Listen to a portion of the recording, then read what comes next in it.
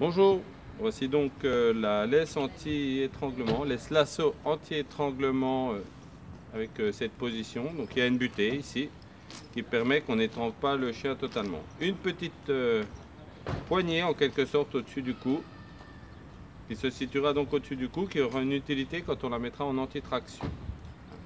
Et l'amélioration au niveau de la poignée, un peu plus ergonomique pour la main, avec une protection sur le dessus de la main équipée d'une bande réfléchissante. Et si on longe un mur avec du crépi, on a une petite protection sur la droite de la main. Donc la mise en place de la laisse anti-traction. Derrière, viens. Viens. Donc on passe la laisse lasso autour du cou du chien, tout simplement, et que la petite partie qui correspond à la poignée se trouve sur le haut de la tête, à l'arrière du cou, on va dire, au niveau du garrot. Ensuite, on laisse simplement descendre la laisse le long du chien. On passe à l'arrière des pattes avant. Et si on veut la mettre en anti-traction, on passe dans cette petite boucle.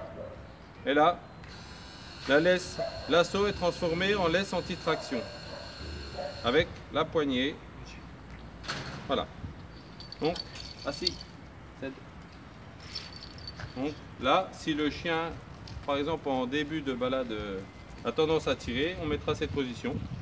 Puis, il suffira, au moment où le chien est sage, de défaire. Et là, on a plus de longueur pour pouvoir se déplacer ou que le chien veuille faire ses besoins. Et souvent, sur la fin du retour, il est pressé de rentrer. Donc à un moment donné, on repasse de nouveau cette laisse en mode anti-traction. Et ça nous permet d'avoir un chien un petit peu plus calme, très facile à utiliser et un peu plus long que la laisse précédente.